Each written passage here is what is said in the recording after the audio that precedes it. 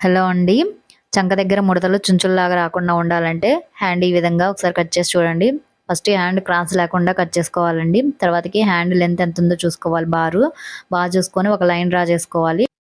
Hand down వచ్చేసి 3.5 తీసుకోవాలండి. ఇది 9 ఇంచెస్ చంక రౌండ్ వచ్చేసి అందుకే 3.5 తీసుకున్నాను. 8 లోపు వస్తే మాత్రానికి మీరు 3 ఇంచెస్ తీసుకుంటే సరిపోతుంది. షోల్డర్ దగ్గర నుండి 1 ఇంచ్ వరకు మార్క్ చేసుకోండి. ఏ సైజ్ బ్లౌజ్కైనా సేమ్ ఈక్వల్గా కొంచెం ఒక పెద్ద సైజ్ బ్లౌజ్ అయితే ఫస్ట్ది 1 ఇంచే చేసుకోవాలి. నెక్స్ట్ వన్ వచ్చేసి 1.5 అండి. ఇప్పుడు ఆ 1.5 దగ్గర నుంచి చిన్న కర్వ్ అనేది 1 ఇంచ్లోకి కలిపేసుకోవాలి.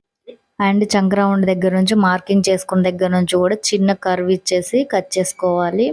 ఇప్పుడు హ్యాండ్కి చంక లోతు అనేది తీసుకోవాలండి. ఫస్ట్ 1 ఇంచ్ అనేది అది వదిలేసేయాలి.